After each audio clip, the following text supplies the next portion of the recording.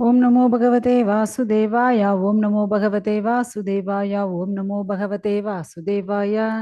नारायणो नमस्कृत्यं नरं चैव नरोत्तमं देवीं सरस्वतीं व्यासं ततो जयमुदीरये नष्टप्रायेषु अभद्रेषु नित्यं भागवत सेव्य भगवती उत्तमश्लोक्य भक्तिर्भवतीन शुभं करोति वाचालं मङ्गं लङ्घयते गिरिं यत्कृपातमहं वन्दे श्रीगुरुदीनतारिणं परमानन्दमाधवं श्रीचैतन्य ईश्वरम्। ओम अज्ञानतिमिरान्धस्य ज्ञानाग्निशलाकया चक्षुन्मीलितं येन तस्मै श्रीगुरुवे नमः।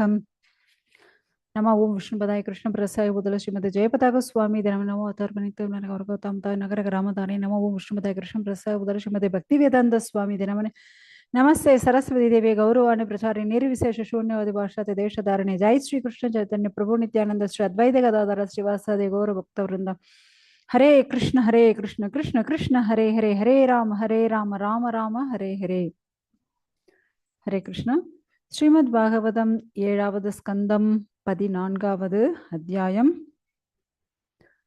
நம்ம இப்ப என்ன பார்த்துட்டு இருக்கோம் அப்படின்னா, காலங்கள் அந்த எந்தெந்த காலத்துல என்னெல்லாம் பண்ணிட்டு இருந்தாங்க அப்படின்னுட்டு. முக்கியமா அதாவது இந்த சூரிய கிரகணம், சந்திர கிரகணம், ஸோ அந்த நேரங்கள்ல எல்லாரும் குருக்ஷேத்திரம் அந்த இடத்துல போய் அங்க தர்ப்பணம் பண்றது, அதே போல் அங்கே தானங்கள் பண்ணுறது, இதெல்லாம் பண்ணிட்டு இருந்திருக்காங்க. அதே போல் இந்த சுக்லபக்ஷம், கிருஷ்ணபக்ஷம், உத்தராயணம், தக்ஷணாயணம், ஸோ இப்படி ஒவ்வொரு, அதே போல் மாத பிறப்பு, இப்படியாப்பட்ட காலகட்டங்களில் அவங்க விசேஷமான பித்தர்களுக்கான செயல்கள் பார்த்துட்டு இருந்தாங்க. முக்கியமாக நம்ம இந்த சுக்லபக்ஷம் அப்படின்னா அமாவாசையிலிருந்து நமக்கு பௌர்ணமி வரையும் இருக்கக்கூடிய அந்த நாட்கள்.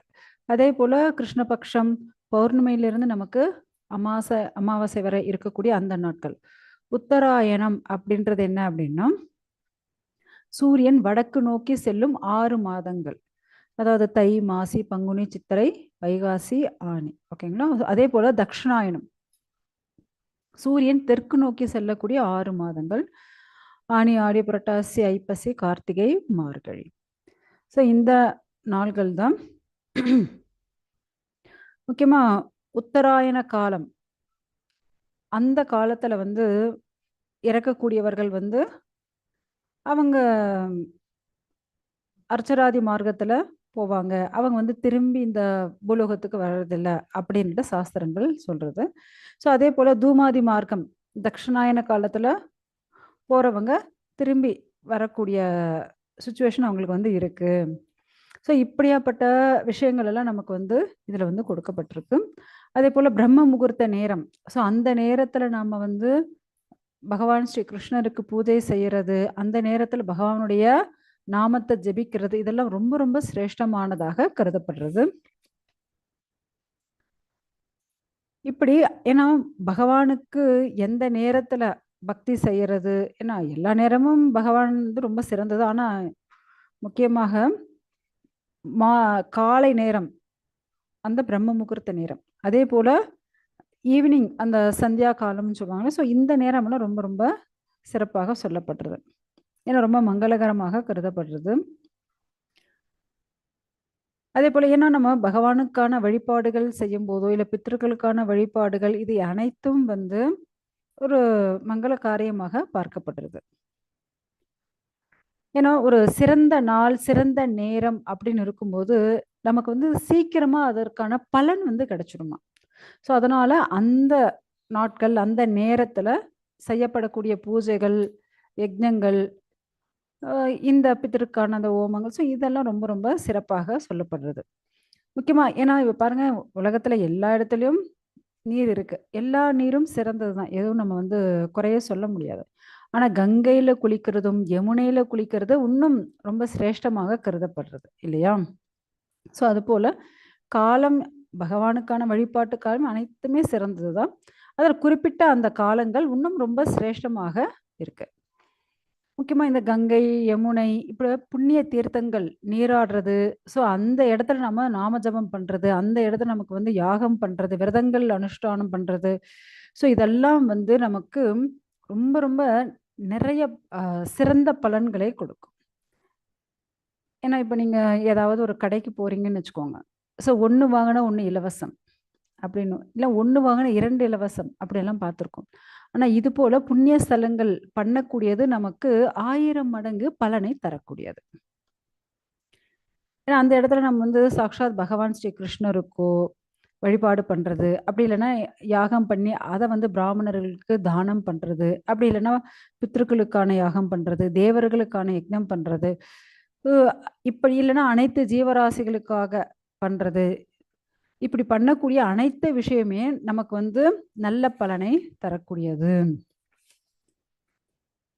இப்படி நிறைய புண்ணிய காரியங்கள் செய்யக்கூடியவங்க என்ன பண்ணுவாங்க அப்படின்னா, அவங்க இந்த ஜென்மம் முடிஞ்ச உடனே அவங்க வந்து நேரா சொர்க்கம் போயிடுவாங்க.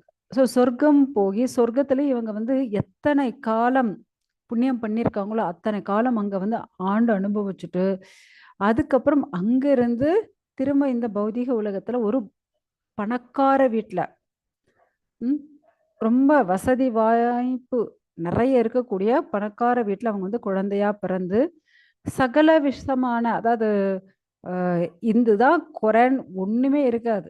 அப்படி சகல விதமான அனைத்து செல்வங்களும் இருக்கக்கூடிய அப்படியாப்பட்ட வீட்ல பிறந்து அவங்க வாழ்க்கை வந்து ரொம்ப சந்தோஷமாக இருக்கும். ஆனா அவங்களுக்கு வந்து பக்தி எல்லாம் கிடைக்கிறது ரொம்ப துர்லபம்.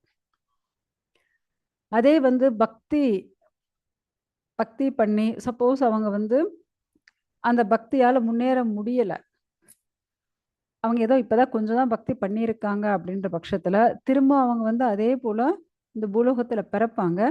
ஆனா அவங்க வந்து ஒரு நல்ல வைஷ்ணவர்கள் குடும்பத்துல ஒரு பக்தர்களாக இருக்கக்கூடிய அவங்க வீட்ல பிறந்து அந்த பக்திய சின்ன வயசுல இருந்தே பண்ண ஆரம்பிச்சு அவர் வந்து அந்த பக்திக்கான அந்த மார்க்கம் மூலியமா அவங்க வந்து பகவானுடைய லோகத்துக்கு போவாங்க. ஸோ இப்படி நாம செய்யக்கூடிய இந்த யாக யஜ்ஞங்கள் மூலியமாக நம்ம வந்து எந்த நோக்கத்திற்காக பண்றோம்? இல்ல நம்ம வந்து சொர்க்க பிராப்திக்காக பண்றோமா? இல்ல பகவானை திருப்தி செய்யறதுக்காக பண்றோமா? இல்ல குழந்தை வரம் வேணும்னு பண்றோமா? இல்ல நல்ல மனைவி, நல்ல கணவன், இப்படி எந்த விஷயத்துக்காக நம்ம வந்து இந்த காரியங்கள் எல்லாம் செய்யறோமோ, அதற்கு தகுந்த பலன் வந்து அவங்களுக்கு கிடைக்கும். ஏன்னா மங்களகரமான விஷயங்கள் தான் அனைத்துமே. ஆனா நோக்கம் என்னவா இருக்கு? ஏன்னா அதற்கு தகுந்த பலன் பகவான் வந்து குடுத்துருவாரு. ஸோ இப்படி வந்து நாரதர் வந்து அனைத்து விஷயங்களும் சொல்லிட்டு இருக்காரு. இப்படி வைஷ்ணவர்களாக பிறக்கிறது ரொம்ப ரொம்ப சிரேஷ்டமானது. ஏன்னா அவங்க வந்து திரும்ப இந்த பூலோகத்துக்கு வர வேண்டிய அவசியமே கிடையாது. ஏன்னா ஒரு முறை அவங்க கிளம்பி போயிட்டாங்க, அவ்வளவுதான். ஆனா மத்தவங்க திரும்ப திரும்ப இந்த 14 லோகத்துக்குள்ளேயே சுத்திண்டே இருக்க வேண்டியதான்.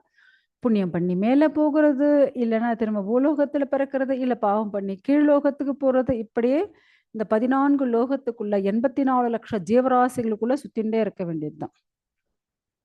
ஏன்னா அதே அவங்களுக்கு அதே பகவானை வழிபட்டு பகவானுடைய லோகம் போற அந்த ஆத்மாவுக்கு வந்து ஆத்தியந்திக பிரளயம் ஏற்பட்டுச்சு. ஏன்னா 4 வகையான பிரளயங்கள் இருக்கு.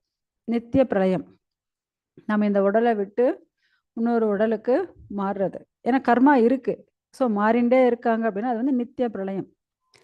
நைமித்திக பிரளயம், பிரம்மா வந்து ஏன்னா இப்ப எப்படி நமக்கு பகல் நேரம் இரவு நேரம், அது போல பிரம்மாவுடைய இரவு நேரம் அவரை தூங்குற அந்த நேரத்துல வந்து சிருஷ்டி ஏற்படுறாரு. ஸோ அது வந்து ஒரு 1000 சதுர்யுகங்கள். ஏன்னா பகல் நேரம் 1000 சதுர்யுகம், இரவு நேரம் 1000 சதுர்யுகங்கள் இருக்கு. அதாவது சத்தியயுகம், திரேதாயுகம், துவாபரயுகம், கலியுகம், இது நாலும் சேர்ந்தா ஒரு சதுர்யுகம். இது போல பகல் நேரம் 1000 சதுர்யுகம், இரவு நேரம் 1000 சதுர்யுகம்.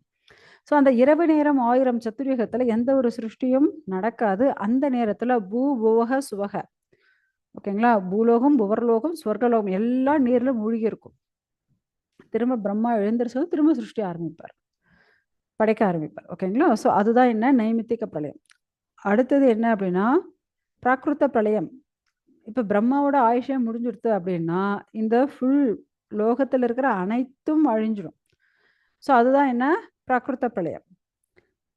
அடுத்தது ஆத்தியந்திக பிரளயம். இந்த ஜீவாத்மா அதுக்கு கர்மாவே கிடையாது, அது கிளம்பி மோட்சத்துக்கு போகுது அப்படின்னா ஸோ அந்த அவங்களுக்கு ஏற்படக்கூடியது தான் என்ன ஆத்தியந்திக பிரளயம். ஸோ ஜீவாத்மாவுக்கு வரக்கூடியது நித்திய பிரளயம், ஆத்தியந்திக பிரளயம். ஓகேங்களா? பூலோகத்துக்கு மற்ற உலகங்கள் இந்த 14 லோகத்துக்கு வரக்கூடியது பிராகிருத பிரளயம்.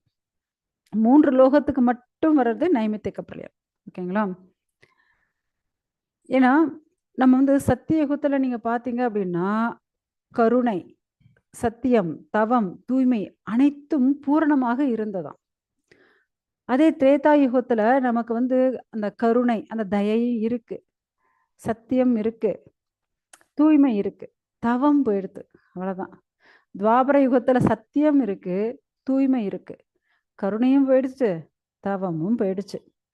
அடுத்தது கலியுகம், இருக்கிறதுலே ரொம்ப ரொம்ப மோசமான யுகம்.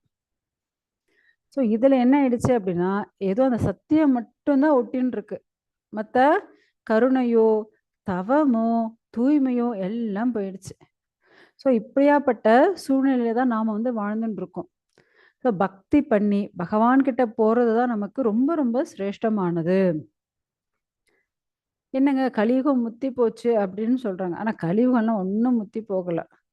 கலியுகம் இன்னும் எத்தனையோ காலம் இருக்கு. ஏன்னா கலியுகம் முடியறதுக்கு, ஏன்னா கலியுகத்தினுடைய ஆயுட்காலம் எவ்வளவு அப்படின்னா 4,32,000 வருடங்கள். அதில் இப்போ நமக்கு வெறும் 5,000 வருஷம் தான் நடந்திருக்கு. இன்னும் 4,27,000 வருடங்கள் இருக்கு. வருடங்கள் ஞாபகம் வச்சுக்கோங்க, அத்தனை வருஷங்கள் இருக்கு. ஸோ இன்னும் அத்தனை வருஷம் முடிஞ்சாதான் கலியுகம் முடியும்.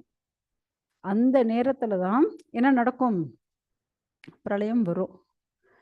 ஸோ இன்னும் அத்தனை வருஷம், இப்பவே கலியுகம் இப்படி இருக்கே, வேற ஒன்றும் பண்ண முடியாது, என்ன செய்யறது. அடுத்தது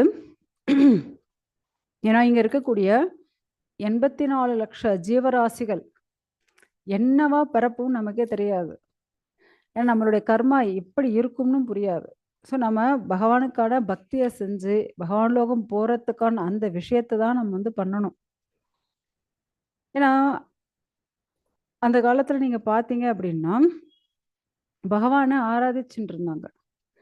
ஸோ அப்படி பகவானை ஆராதிக்கும் போது, ஏன்னா அந்த யுகத்தினுடைய அந்த யுக தர்மம் பர்ஃபெக்டா அவங்க வந்து பண்ணிட்டு இருந்தாங்க.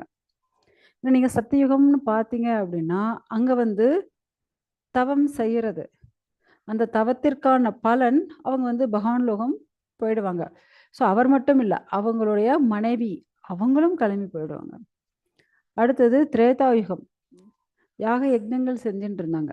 ஸோ அதை செய்யக்கூடிய கணவன் மனைவி அவங்களும் போயிடாச்சு. அடுத்தது துவாபர யுகம், கோவில் வழிபாடு, விக்கிரக வழிபாடு கணவன் செஞ்சாலும் மனைவிக்கு அதற்கான பலன் கிடைச்சிடும்.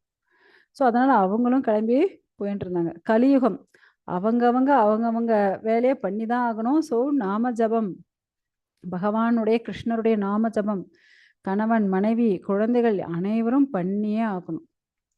ஏன்னா அந்த யுகத்துல நம்ம அதெல்லாம் மிஸ் பண்ணதுனால இப்போ வந்து கலியுகத்துல பிறந்திருக்கும். அதனால நம்ம வந்து பகவானுடைய நாம ஜபம் செய்து பக்தி செய்து நம்ம வந்து பகவான் கிட்ட போயே ஆகணும். அப்படி இல்லை அப்படின்னா இந்த 84 லட்ச ஜீவராசிகள் உடம்புல எங்க மாட்டின்னு எப்படி கஷ்டப்படுவோம்னு நமக்கே தெரியாது. ஏன்னா நீங்க பார்த்தீங்க அப்படின்னா பகவானுடைய சங்கல்பம் ஏதோ வந்து பிறந்தாச்சு. அட்லீஸ்ட் இப்பயாவது நாம வந்து அந்த பக்தி மார்க்கத்துக்கு போய் நம்ம வந்து நம்மளுடைய வாழ்க்கைய மேம்படுத்திக்கணும். திரும்ப இதுலயும் கீழே பிறந்து கஷ்டப்பட்டு இன்னும் வாழ்க்கையை நம்ம ரொம்ப சிக்கலா மாற்றக்கூடாது அப்படின்ட்டு சொல்லப்படுறது. ஸோ அதனாலதான் நமக்கு இந்த ஸ்ரீமத் பாகவதம் என்ன அப்படின்னா இந்த கலியுகமே ஃபுல் இருட்டான யுகமா இருக்கு. ஸோ அதுல ஒரு விளக்கு ஏத்தி வச்சா எப்படி, இப்ப பாருங்க இந்த நைட் டைம் ஃபுல்லா இருட்டா இருக்கு நமக்கு. அதே இப்ப சூரியன் வந்தா எப்படி இருக்கும், ஃபுல் பிரகாசம் இல்லையா. ஸோ அப்படி இந்த கலியுகத்திற்கான ஒரே வெளிச்சம் எது அப்படின்னா இந்த ஸ்ரீமத் பாகவதம். ஸோ அப்படி சூரியனை போல பிரகாசிக்கக்கூடியது, நம்மளுடைய அனைத்து கர்மங்களை அழிக்கக்கூடியது. ஏன்னா ஸ்ரீமத் பாகவதத்திற்கும் கிருஷ்ணருக்கும் எந்த ஒரு வித்தியாசமும் கிடையாது. ஸோ அனைத்து வேதங்கள், அனைத்து சாஸ்திரங்கள், அனைத்து உபனிஷங்களினுடைய சாரமாக கருதப்படுறது இந்த ஸ்ரீமத் பாகவதம். ஸோ பகவானை பற்றிய இந்த விஷயங்கள் நம்ம கேட்கணும் அப்படின்னாலே பகவானுடைய கருணை நமக்கு இருக்கு. அதனால தான் நம்மளால கேட்க முடியுது. ஏன்னா இந்த பௌதிகமாக இருக்கக்கூடிய இந்த கல்வி, பௌதிகமா இருக்கக்கூடிய கல்வி எல்லாம் என்ன, இந்த உடம்பு போச்சுனால அது போயிடுச்சு, முடிஞ்சு போச்சு. ஆனா இந்த ஆன்மீக கல்வி அப்படிங்கிறது எப்பவுமே நமக்கு நிலையாக இருக்கக்கூடியது. ஓகேங்களா? ஸோ இப்படி பகவானுடைய ஸ்ரீ கிருஷ்ணருடைய 4 பரம்பரை. ஏன்னா இப்ப நம்ம திருப்பதி போகணும் அப்படின்னாலும் எப்படி நமக்கு ரயில் மூலியமாக போகலாம், பஸ் மூலியமா போகலாம், நடந்தும் போகலாம் இல்லையா? அப்படி இருக்கு. ஸோ அதுபோல பகவான் கிட்ட, பகவானுடைய வைகுண்ட லோகமோ கோலோகமோ நம்ம போகணும் அப்படின்னா 4 வழி இருக்கு. அதுதான் என்ன, பிரம்ம மத்வ கௌடிய பரம்பரை, ஸ்ரீ பரம்பரை, ருத்ர பரம்பரை, குமார பரம்பரை. ஓகேங்களா? ஸோ இதில் ஏதாவது ஒரு வழியில நாம வந்து பிடிச்சுண்டோம் அப்படின்னா கண்டிப்பா நம்மளால எங்க போக முடியும், பகவானுடைய லோகம் போக முடியும். அதில் எந்த ஒரு டவுட்டும் கிடையாது. ஆனா இங்க வந்து நாம ரொம்ப என்னது பலனை எதிர்பார்த்து எனக்கு அது நடக்கணும், இது நடக்கணும், இது வேணும், அது வேணும் அப்படின்னுட்டு எந்த ஒரு பௌதிக ஆசைகள் அதிகமாக இல்லாம பகவானே நம்ம வந்து வழிபடணும். எப்படி கங்கை அனைத்து நதிகள் புனிதமானதோ, ஸோ அது போல, ஏன்னா நம்ம வந்து கங்கையில டெய்லி குளிச்சாதான் நம்ம வந்து சுத்தம் அடைவோம். ஆனா இந்த ஸ்ரீமத் பாகவதத்தை நம்ம கேட்டாலே போதுமா, உடனே சுத்தம் அடைஞ்சிரும். அது வந்து நம்ம டெய்லி தொடர்ந்து குளிச்சுட்டு இருக்கணும். ஆனா ஸ்ரீமத் பாகவதம் பாருங்க எவ்வளவு ஒரு பவித்திரமானது இல்லையா? அவ்வளவு பவித்திரமான, ஏன்னா பகவான் கிருஷ்ணருக்கும் இதற்கும் எந்த ஒரு வேறுபாடு கிடையாது. அதனாலதான் ஸ்ரீமத் பாகவதத்தை கேட்ட உடனே அவங்க வந்து பவித்திரமாகறாங்க. எந்த இடத்துல சாலை கிராமம் இருக்கோ, யார் ஒருத்தர் ஏகாதசியை ஃபாலோ பண்றாங்களோ, ஸோ அனைவரும் யாரெல்லாம் வந்து இப்படி பகவானை பத்தி கேட்கக்கூடிய வாய்ப்பு இவங்களுக்கெல்லாம் கிடைக்கும். முக்கியமா கங்கையில ஸ்நானம் பண்ணவங்க, காயத்ரி மந்திரம் சொல்றவங்க, கீதையை படித்தவர்கள், துளசி பூஜை செய்யக்கூடியவர்கள். ஸோ இப்படி பகவானுடைய நாம ஜபத்தை யார் மூலியமாவது கேட்டிருந்தாலும் அவங்க எல்லாருக்கும் ஸ்ரீமத் பாகவதம் கேட்கறதுக்கான அந்த வாய்ப்புன்றது கண்டிப்பா பகவான் வந்து கொடுப்பார். அதாவது சான்ஸ் கொடுக்குறாரு. இவங்க வந்து பிடிக்கிறாங்களா இல்லையா? பிடிக்கிறேன்னா அவ்வளவுதான், நஷ்டம் யாருக்கு? ஆல்ரெடி நம்ம வந்து இப்ப சமுத்திரத்துல ஒரு கப்பல் முழுகின்னு இருக்கு, எல்லாரும் அப்படியே மிதந்துட்டு இருக்கா. அந்நேரத்துக்கு ஹெலிகாப்டர்ல வந்து கயிறு போடுறாங்க, ஏமா அதை பிடிச்சிக்கோங்க, நாங்க அப்படியே இழுத்துடுறோம். ஜஸ்ட் அதுல வந்து அப்படியே கூட போல கட்டி வச்சிருக்கோம், அதுல உட்காருங்க, நாங்க இழுத்துடுறோம். அதுல உட்காந்துண்டு நீங்க கரெக்டா பிடிச்சி இழுத்துருவீங்களா இல்லை என்னை விட்டுடுவீங்களா அப்படின்லாம் கொஸ்டின் கேட்டால் என்ன? ஸோ அதனால நல்லபடியா என்ன பண்ணணுமா, பகவானுடைய கருணை எப்படியோ நமக்கு ஏதோ ஒரு சுக்ருதி மூலயமா கிடைச்சாச்சு. உடனே என்ன பண்ணணும், நம்ம அதை பிடிச்சுண்டு மேலே வரணும். ஓகேங்களா?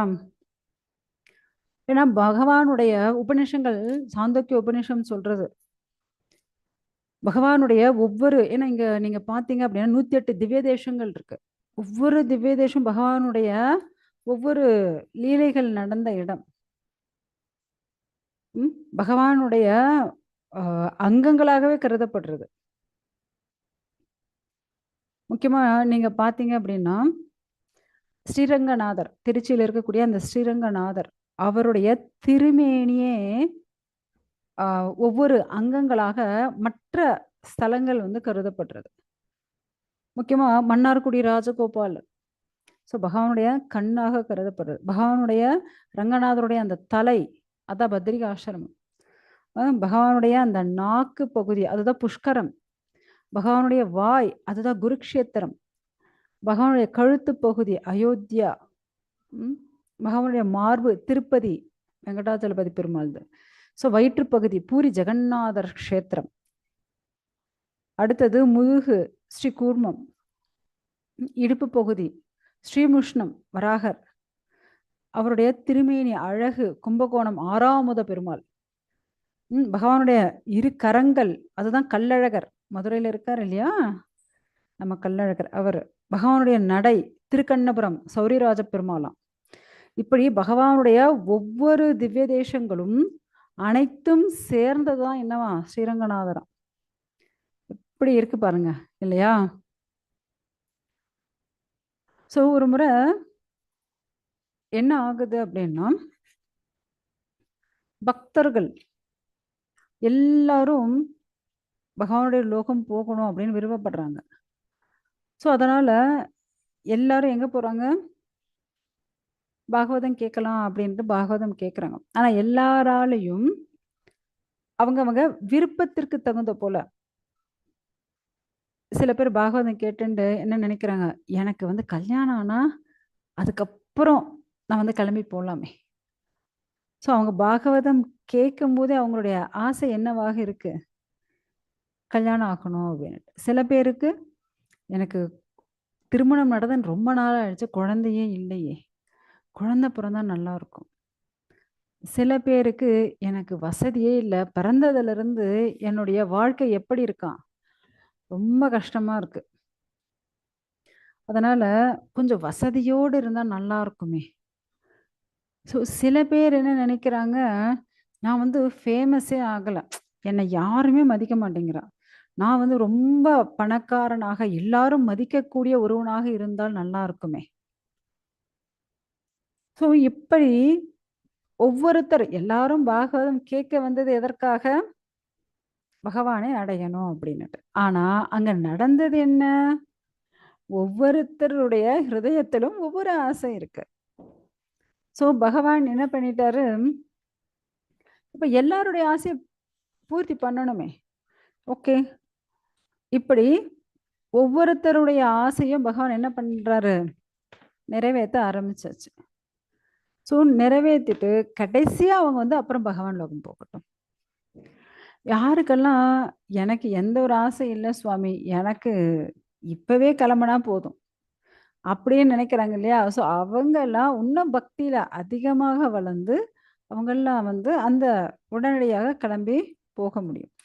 ஸோ பகவான் கிட்ட போகணுன்ற விருப்பம் என்னவோ இருக்கு, ஆனா அதற்கு காலங்களும் கொஞ்சம் கை கூடணும் அப்படின்னா அவங்களுடைய விருப்பமும். அதனால தான் நான் முதலே சொல்லிட்டேன், எந்த ஒரு பலனையும் எதிர்பார்க்க கூடாது. இல்லை எனக்கு அது ஆகணும் இது ஆகணும் அப்படின்னு நினைச்சிங்கன்னு வச்சுக்கோங்க, அது என்ன ஆகும், கொஞ்சம் தள்ளி போகும். உங்களுடைய மன ஆசை அதை பூர்த்தி ஆகணும் இல்லையா. ஸோ ஏன்னா பகவானுக்கு தெரியும் யாருடைய மனசுல என்ன இருக்கு அப்படின்னு. ஏன்னா கிருஷ்ணருக்கு ஒரு 1.5 வயசு குழந்தை. அப்படி கிருஷ்ணர் ஒரு 1.5 வயசு குழந்தையா இருக்கும்போது யசோதா அவங்களுடைய குலகுரு, அதாவது கண்வ மகரிஷி. ஸோ அவர் எங்கேயோ தபஸ் பண்ண போயிட்டு இப்பதான் வந்திருக்கார். அவ சரி இது போல யசோதைக்கு திருமணம் நடந்து ரொம்ப காலத்துக்கு அப்புறம் இப்பதான் குழந்தை பிறந்திருக்கு அப்படின்னு கேள்விப்பட்டு, சரி யசோதையும் ஆசீர்வாதம் பண்ணிட்டு அவர் குழந்தைய ஆசீர்வாதம் பண்ணிட்டு போகலாம் அப்படின்ட்டு வீட்டுக்கு வர்றாரு. ஸோ கண்வரை பார்த்த உடனே இந்த அம்மா காலில் விழுந்து வணங்குறாங்க. தன்னுடைய குழந்தையான கிருஷ்ணரை எடுத்துட்டு காட்டுறாங்க. உடனே பார்க்குறார், ஓகேம்மா நான் ரொம்ப ஆச்சார அனுஷ்டில, ஸோ அதனால நீ கொஞ்சம் தூரமாகவே இருங்க, குழந்தைய கொஞ்சம் தூரமாக வச்சுக்கோ அப்படிங்கிறார். சரி ஓகே சுவாமி, நீங்கள் ஏதாவது பிரசாதம் இல்லை இல்லை நீயே எனக்கு அந்த வெஜிடபிள்ஸ் பருப்பு காய்கறிகள் அப்படியே கொடுத்துரு, நான் அப்படி நானே சமைச்சு. ஏன்னா நான் அவர் கையில் சாலிகிராமங்கள் வச்சுருக்கார். ஸோ இவர் தன் கையால் சமைச்ச பிரசாதத்தை தான் அந்த சாலிகிராமத்துக்கு சமைச்ச ஆஃபர் பண்ணிவிட்டு அதை தான் சாப்பிடுவார். ஸோ அதனால இருக்கிறதுலே வீட்டில் இங்கே தானே, ஐயோ வீடெல்லாம் வேண்டாம், ஏன்னா இதெல்லாம் சம்சாரம் நடக்கிற இடம், எனக்கு வேண்டாம், அதனால மாட்டு தொழுவம் இருக்கு இல்லையா, ஸோ அது ரொம்ப ரொம்ப சிரேஷ்டமானது, நான் மாட்டு தொழுவத்திலேயே நான் சமைச்சுக்கிறேன் அப்படின்னுட்டு அந்த அம்மா கொடுத்த காய்கறிகள் தானியங்களை வச்சுட்டு அவர் சமைக்கிறார். சமைச்சு நல்லா குளிச்சுட்டு சமைச்சு பகவானுக்கு நைவேத்தியம் பண்றார். அப்படி நைவேத்தியம் பண்ணும்போது இவர் கண்ணை மூடிட்டு நைவேத்தியம் அந்த மந்திரம் சொல்லிட்டு இருக்கார்.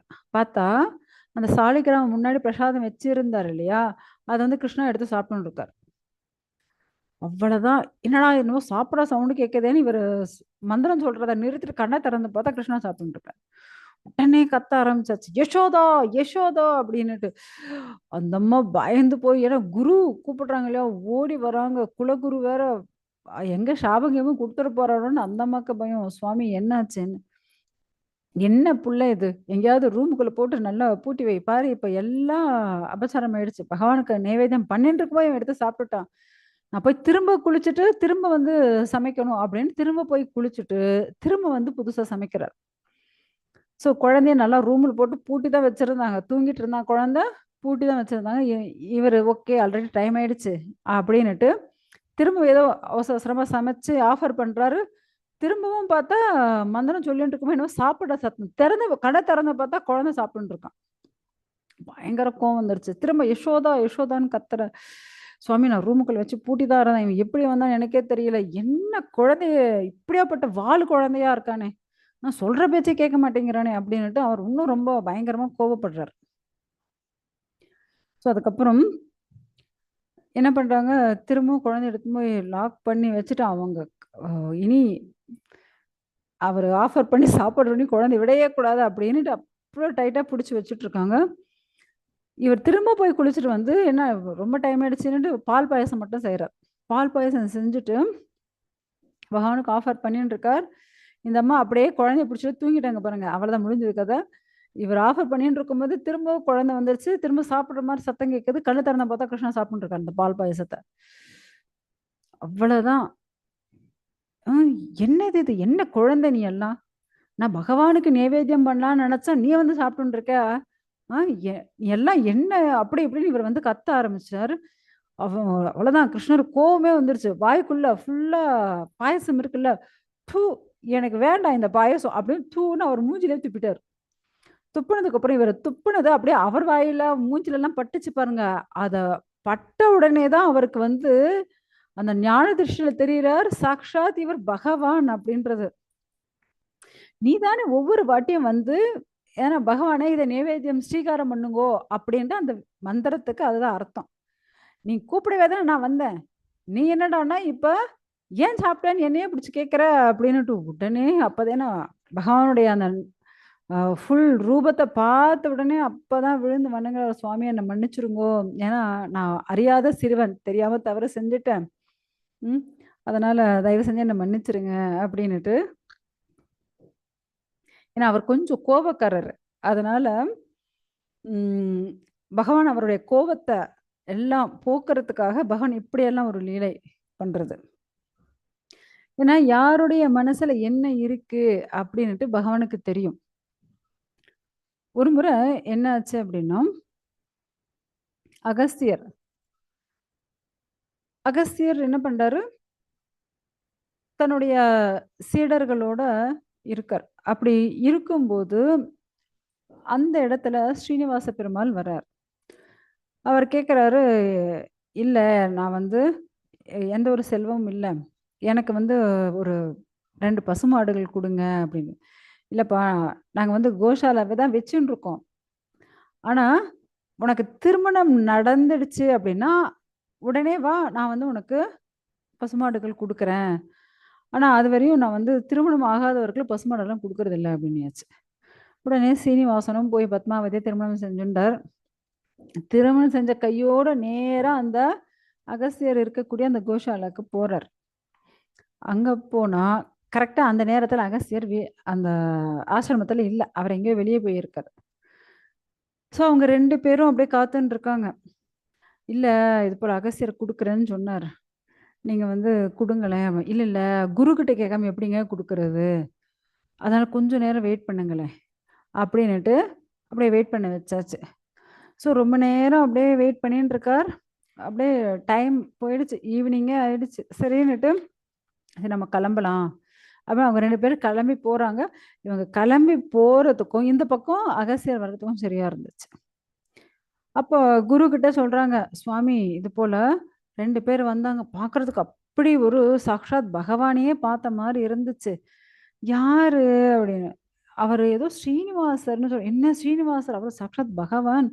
அவர்கிட்ட நான் தான் சொல்லிர்றேன், திருமணம் பண்ணிட்டு வாங்கோ. நான் வந்து உங்களுக்கு பசுமாடு கொடுக்குறேன் அப்படின்னுட்டு.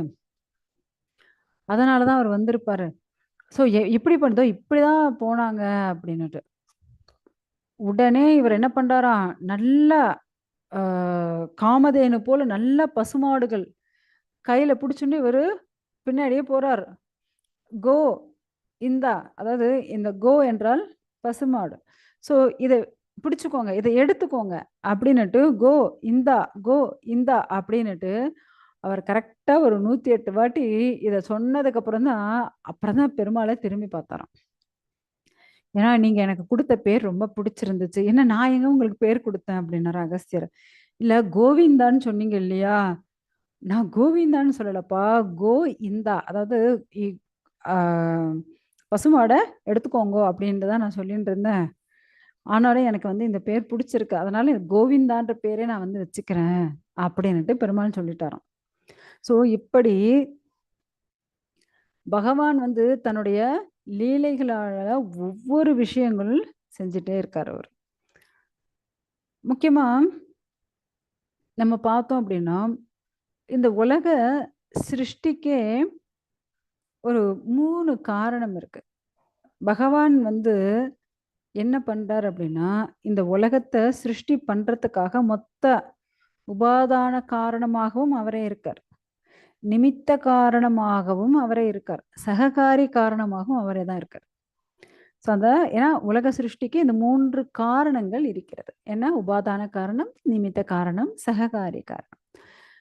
ஸோ என்னது இது அப்படின்னா, இப்போ உங்களுக்கு புரியற மாதிரி சொல்லணும் அப்படின்னா, இப்ப ஒரு பானை பண்ணக்கூடியவங்க அப்படின்னா, இப்ப களிமண், அதுக்கு உபாதான காரணம் களிமண் தானே ரொம்ப இம்பார்ட்டன்ட். ஸோ அதுதான் உபாதான காரணம். அதுவா இருப்பதும் பகவான் தான்.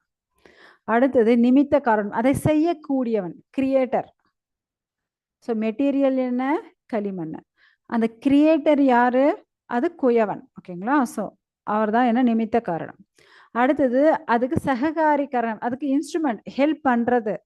இப்போ பானை பண்ணணும் அப்படின்னா அதுக்கு தண்ணி வேணும், மண்ணை பிசையறதுக்கு தண்ணி வேணும், அதை சுத்துறதுக்கு சக்கரம் வேணும் இல்லையா? ஸோ அதெல்லாம் என்ன? சககாரி காரணம். இப்படி இந்த உலகத்தின் 3 காரணங்களாக இருப்பதும் பகவானே தான். எப்படி அப்படின்னா, ஒரு உதாரணத்துக்கு ஒரு சிலந்தியை எடுத்துக்கோங்க. சிலந்தி என்ன பண்ணும்? தன்னுடைய ஒரு பசை போன்ற அந்த திரவத்தால அப்படியே கூடு கட்டுமா. ஓகே, சிலந்தி வலை பின்னும். அப்புறம் அதை அப்படியே விளையாடி விளையாடி முடிச்சுட்டு திரும்ப அதுவே தனக்குள்ள அந்த பசையை இழுத்துக்குமா. பசையை விடுறதும் அதே தான், திரும்ப பசையை தனக்குள் இழுக்கிறதும் அதே தான். எப்படி பகவான் என்ன பண்றார்? அவரே சிருஷ்டி பண்றார். ஸோ அவரே லீலைகள் எல்லாம் பண்றார். முடிச்சுட்டு ஓகே அவருக்கு போதும்னு தோணுச்சுன்னு வச்சுக்கோங்க, திரும்ப எல்லாத்தையும் பிரளயமா எடுத்து திரும்ப தன் வாய்க்குள்ளேயே வச்சு தன் வயிற்றுக்குள்ள வச்சுடுவார். அவருக்கு திரும்ப சிருஷ்டி பண்ணணும்னா திரும்ப சிருஷ்டி பண்ணுவார். போதும்னா திரும்ப எல்லாத்தையும் ஆளிலை கிருஷ்ணனா இருந்து எல்லாத்தையும் தன்னோட வாய்க்குள்ள ஸ்வாஹா பண்ணி வச்சிருவார். ஸோ இப்படி பகவானுக்கு லீலைகள் தான் இங்க நடக்கக்கூடிய அனைத்துமே. முக்கியமா நாம எல்லாரும் வாழ்க்கையில என்ன பண்ணிட்டு இருக்கோம் அப்படின்னா, நம்மளுடைய வாழ்க்கையில இருக்கக்கூடிய எல்லார் மேலும் பற்றுதல் வச்சுட்டு இருக்கோம். அந்த பற்றுதல் இருக்கக்கூடாது. ஓகேங்களா? அப்படி பற்றுதல் இருந்துச்சுன்னு வச்சுக்கோங்க, ஏதாவது ஒரு சந்தர்ப்பத்துல அவங்க நமக்கு கஷ்டத்தை கொடுத்துருவா. அப்படி கஷ்டத்தை கொடுக்கும்போது நம்மளால அதை சகிச்சுக்க முடியாது. முக்கியமா நம்ம குடும்பத்திலேயே நம்ம கூட இருக்கிறவங்களே நமக்கு எதிரிகளாக இருப்பார்கள் அப்படின்ட்டு நமக்கு சாஸ்திரம் சொல்றது. ஓகேங்களா? ஸோ அப்படி அந்த 4 எதிரிகள் யாரு அப்படின்னு பார்க்கலாம். முக்கியமா அதிகமாக கடனை நம்ம தலையில கட்டக்கூடிய தந்தை, கடனாளியா நம்மளை மாத்தக்கூடிய தந்தை ஒரு விரோதியாம். ஸோ இப்படி அதே போல தன் கணவன் குழந்தைகளை விட்டுட்டு வேறொருத்தனை திருமணம் செஞ்சுட்டு போயிடுறாங்க இல்லையா, அப்படியாப்பட்ட பெண், அப்படியாப்பட்ட தாய், அவங்களும் விரோதி தான். அடுத்தது ரொம்ப ரொம்ப ரொம்ப அழகாக இருக்கக்கூடிய மனைவி, ஏன்னா அவங்களும் நமக்கு ரொம்ப ஆபத்தை தரக்கூடியவர்களாக இருப்பாங்களாம். அடுத்தது ரொம்ப முட்டாள், துஷ்டனாகவும் மூடனாகவும் இருக்கக்கூடிய மகன், அவனும் நமக்கு விரோதியாக கருதப்பட வேண்டும் அப்படின்ட்டு நமக்கு வந்து சாஸ்திரங்கள் சொல்றது. ஓகேங்களா? ஸோ அதனால முடிஞ்ச அளவுக்கு நம்ம வந்து யார் மேலையும் அதிகப்படியான பற்றுதலோ அன்போ நம்ம வந்து வச்சுக்க வேண்டாம். ஏன்னா என்ன எந்த நேரத்துல என்ன நடக்கும் அப்படின்னுட்டு நமக்கே தெரியாது. ஸோ முடிஞ்ச அளவுக்கு நாம பகவானுடைய பக்தியில இருந்துட்டு நம்ம வாழ்க்கைய வந்து சந்தோஷமாக நடத்த வேண்டும். ஒரு முறை ஓகே, நம்ம முதல்ல ஸ்லோகத்தை பார்க்கலாம், அதுக்கப்புறம் இந்த கதைக்கு போகலாம்.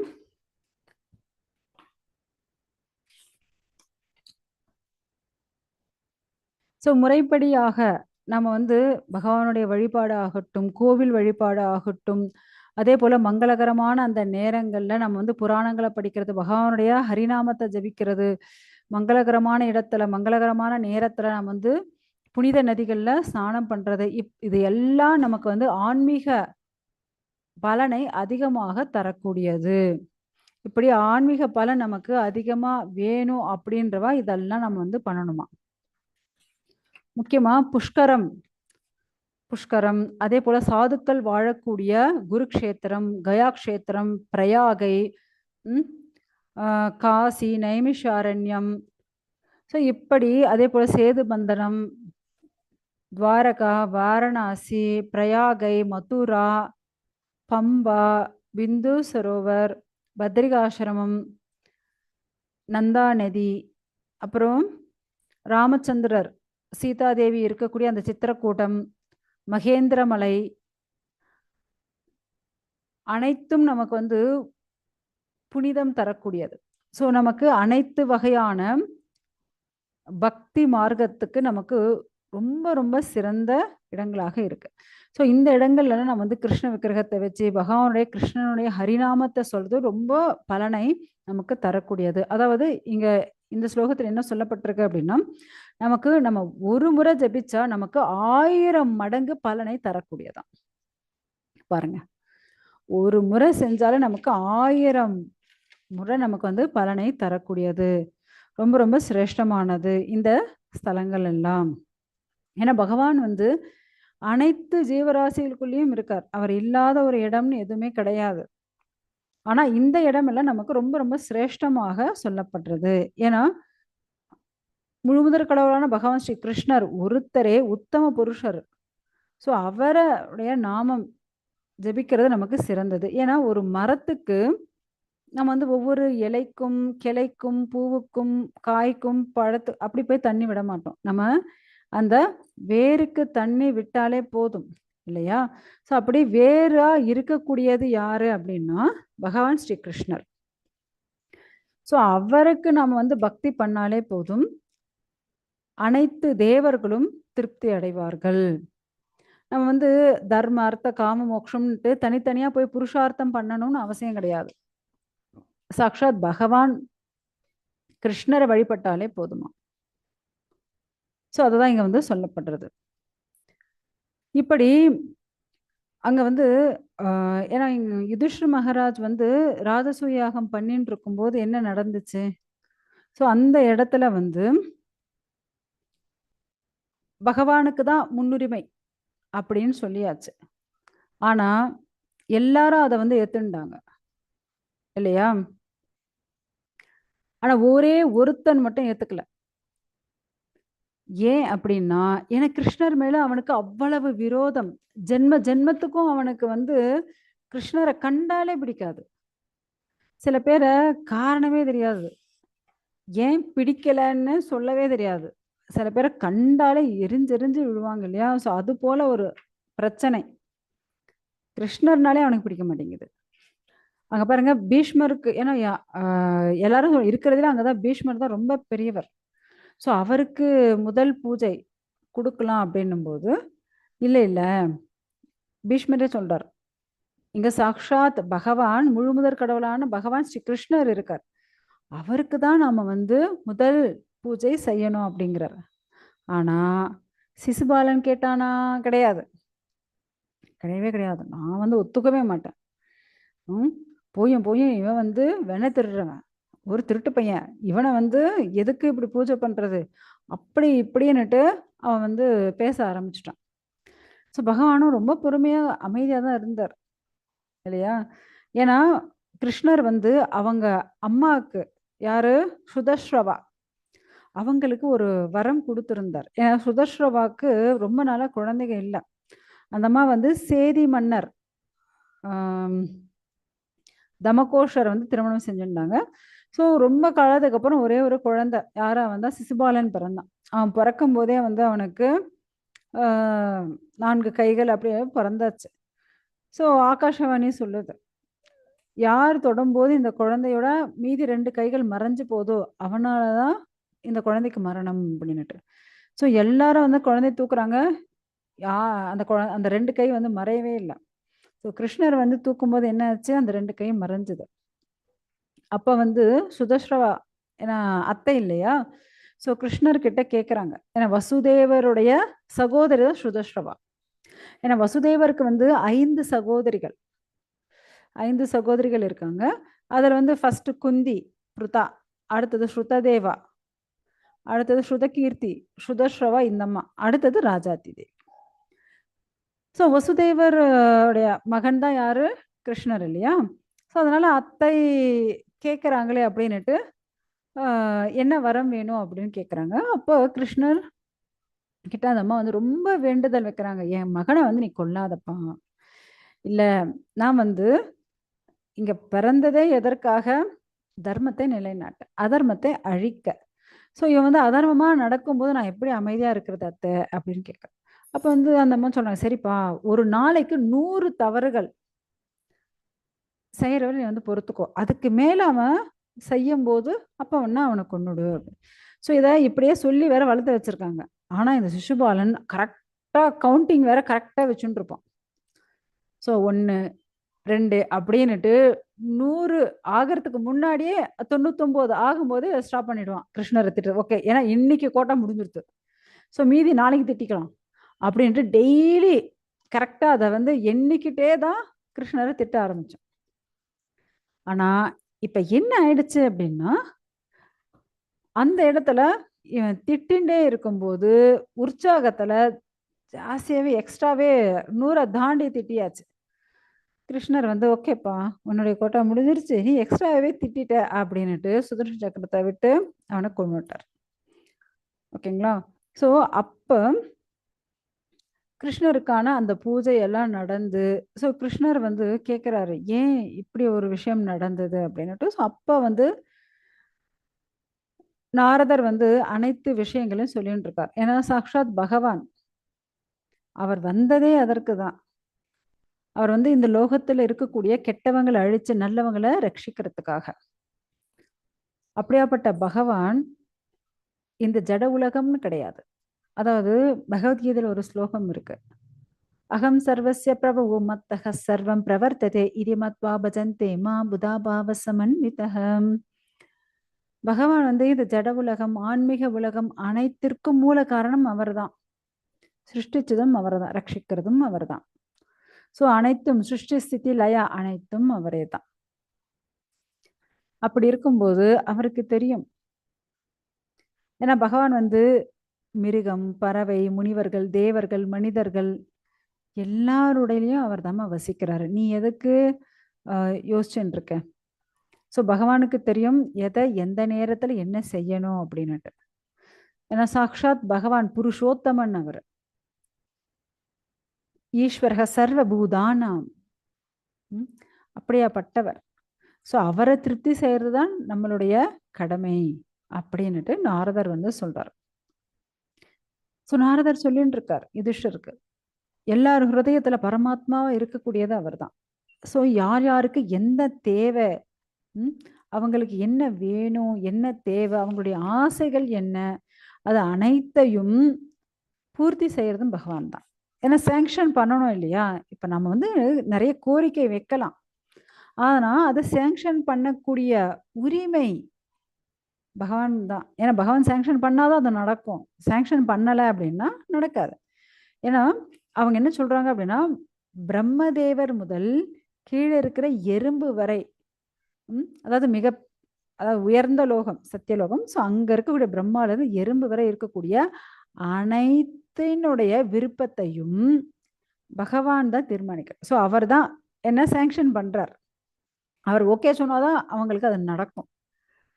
எல்லாமே இங்க இருக்கக்கூடிய பந்தாத்மாக்கள் தான். ஸோ இந்த பந்தாத்மாக்கள் பக்தி பண்ணா மட்டும்தான் பகவான் லோகம் போக முடியும் அப்படின்னுட்டு இது அனைத்தையும் நாரதர் சொல்லிட்டு இருக்கார். அடுத்த ஸ்லோகம். ஸோ யார் ஒருத்தன் ரொம்ப பக்குவமாக இருக்கிறானோ அப்படியாப்பட்ட பக்தன் என்ன பண்ணுவாங்க அப்படின்னா, அனைத்து பொருட்களையும் பகவானையே பார்ப்பாங்க. அனைத்தையும் பகவானுக்கு அர்ப்பணம் பண்ணுவாங்க. ஏன்னா பகவான் விஷ்ணு தான் அனைத்திற்கும் அதிகாரி. ஸோ அவர்தான் சிறந்தவர். அவருக்கு அர்ப்பணிச்சு அதை தான் நாம எடுத்துக்கணும் அப்படின்னு நினைக்கக்கூடியவங்க சிறந்த பக்தர்கள். அதே போல பகவான் மேல எந்த ஒரு பொறாமையும், அசூயன்னு சொல்லுவா இல்லையா, ஸோ எந்த ஒரு பொறாமையும் பகவான் மேல இருக்கவே இருக்காது. ஸோ பகவானுக்கு தாசனாக இருந்து சேவை செய்யக்கூடியவர்கள் அவங்கெல்லாம்.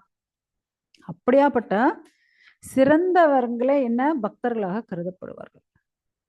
பகவான் அவங்க பிராமணனா, சத்திரியனா, வைஷ்யனா, சூத்ரனா அதெல்லாம் பார்க்கறதே இல்லை. அவன் பக்தனா அவ்வளவுதான். ஸோ இப்படி பகவானுடைய கருணை எண்ணில் அடங்காதது. ஓ இவங்க ரொம்ப தாழ்ந்தவர்கள் அப்படின்னு எதுவும் இல்லை. யார் எந்த விருப்பத்தோட பூஜை செய்யறாங்களோ, எந்த விருப்பத்தோட பகவானை பிரார்த்தனை பண்றாங்களோ, பக்தி பண்றாங்களோ, அனைத்தையும் பகவான் ஸ்வீகாரம் பண்றார். ஸோ இப்படி பகவானுக்கு பகவானுடைய விருப்பம் தான் தன் விருப்பமாக கருத வேண்டும். அதை விட்டுட்டு சில பேர் ரொம்ப அதிகப்படியான ஆசைய வச்சுட்டு பகவான் கிட்ட போய் ஒரு பெரிய லிஸ்டே, ஏன்னா அப்படித்தானே பண்றாங்க. சும்மா ஒரு கற்பூரம் கொளுத்திட்டு ஒரு பெரிய லிஸ்டே படிச்சுட்டு இருப்போம். பகவானே எனக்கு இதை பண்ணு, அதை பண்ணு, இதை வேணும், அது வேணும் அப்படின்னுட்டு. ஆனா சாஸ்திரங்கள் என்ன சொல்லியிருக்கு அப்படின்னா, எந்த ஒரு எதிர்பார்ப்பும் இல்லாமல் நாம பக்தி செய்ய வேண்டும். அதுதான் ஒரு சிறந்த பக்தி. அதை விட்டுட்டு இவ்வளோ பெரிய லிஸ்ட் எல்லாம் வச்சுட்டீங்கன்னா பகவானே ரொம்ப நொந்து போயிடுவார். அடுத்தது ஓகே, இதோட நமக்கு இந்த 14வது அத்தியாயம் முடியுது. அடுத்தது 15வது அத்தியாயம். ஸோ 15வது அத்தியாயத்தில் நமக்கு 80 ஸ்லோகங்கள் இருக்கு. இங்க நாரத முனி அவர் அதுக்கு முன்ஜென்மத்தில் என்னவா இருந்தார், அந்த கதையெல்லாமும் நமக்கு இந்த அத்தியாயத்துல கொடுக்கப்பட்டிருக்கு.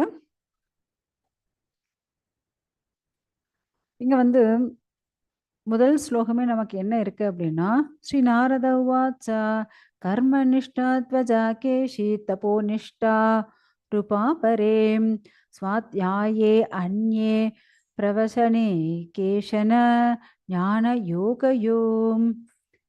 ஸோ இங்க என்ன சொல்லப்படுறது அப்படின்னா, நாரதர் என்ன சொல்லிட்டு இருக்கார், என்னதான் பிராமணர்களாக இருந்தாலும் அவங்க எந்த அளவுல பக்தி பண்றாங்களோ அதை பொறுத்துதான் அவங்களுக்கான பலன். என்னதான் அவங்க நான் பிராமணன், நான் கேட்டா பகவான் கொடுத்துரும் அப்படியெல்லாம் கிடையவே கிடையாது. ஏன்னா பகவானுக்கு தெரியும் யாரு உண்மையா பக்தி பண்றாங்க இல்ல சும்மா வெளி வேஷம் போடுறாங்க அப்படின்னுட்டு.